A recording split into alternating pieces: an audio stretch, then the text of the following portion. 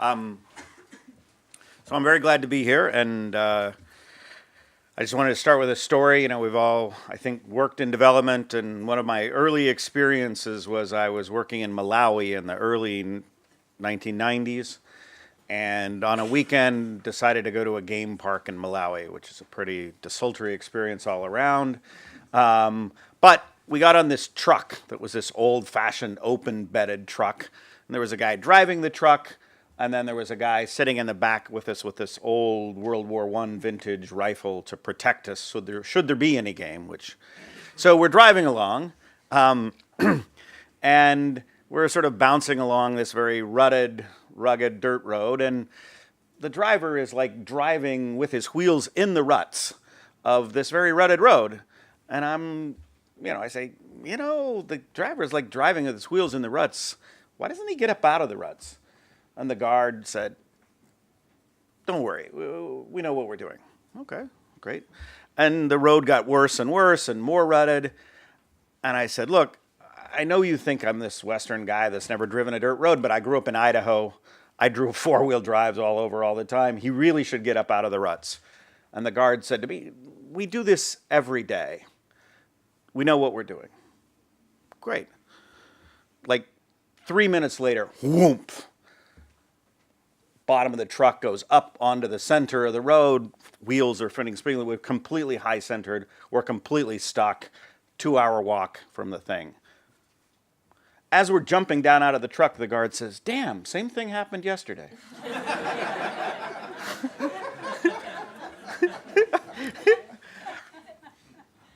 Now, I realized that was a metaphor for what donors were doing, too. Is, after all, we go out and we're telling people, we do this every day. We do this in all kind of countries. It failed. Damn. Same thing happened last time we tried this. So I really like the metaphor of doing development differently, which is, countries, organizations have been at the doing development process for a long time now. We can't pretend that we're new at this. This has been going on. There's been something like a development agenda for over 50 years.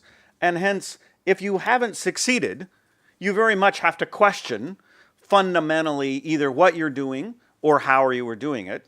What I like about the metaphor of doing development differently is it's not giving up on some fundamental ideas of what development looks like.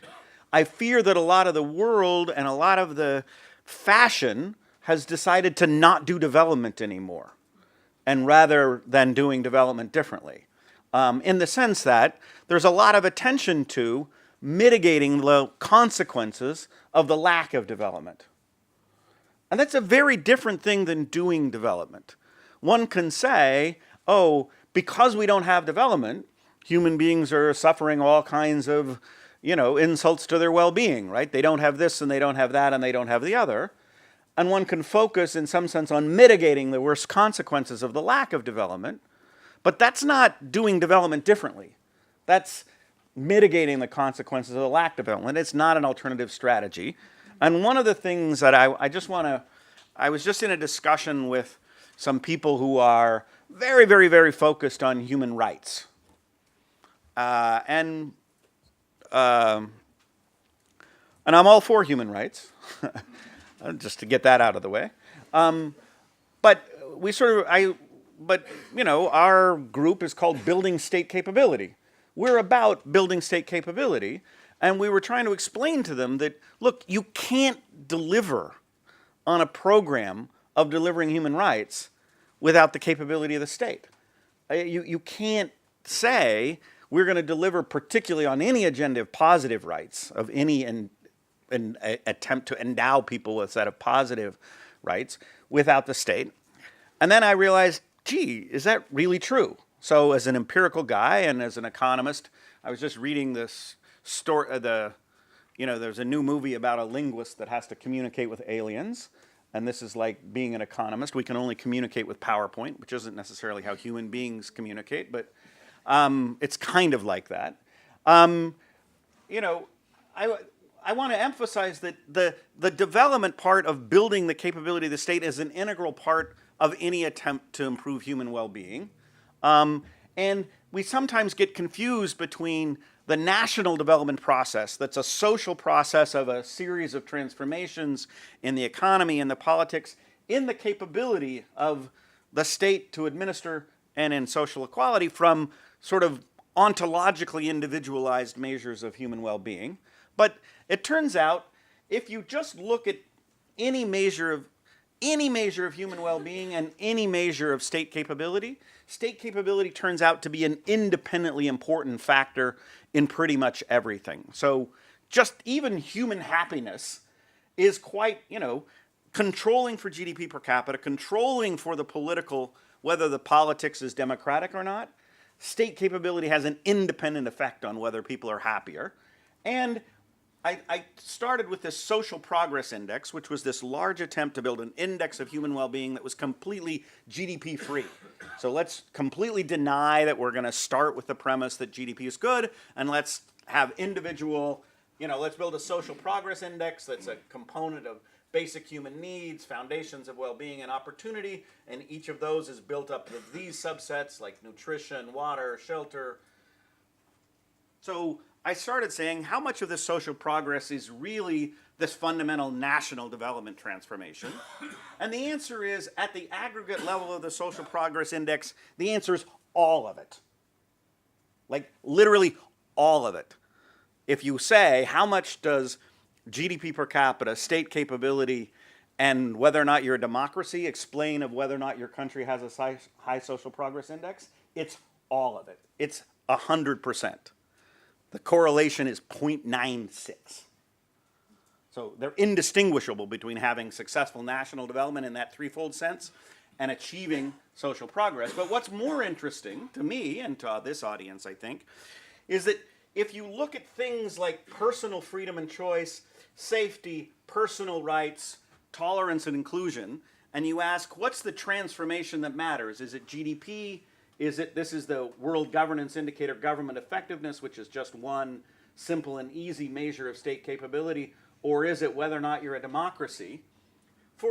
It really struck me that for these individual components, state capability is really the overwhelmingly important factor in the ability of a country to deliver on personal freedom, the ability of a country to deliver on personal rights, the ability of a country to deliver even on things like tolerance and inclusion. So I think the process of being able to create a state that's capable of delivering is an integral process to achieving all of our objectives, including objectives that you might not in the first instance think are really super important, like super correlated, like delivering on human rights. So even things like delivering on human rights actually require that there's a state that's able to provide even the foundations of being able to deliver on those things. And hence, so we want to think of not just an agenda for programmatic success.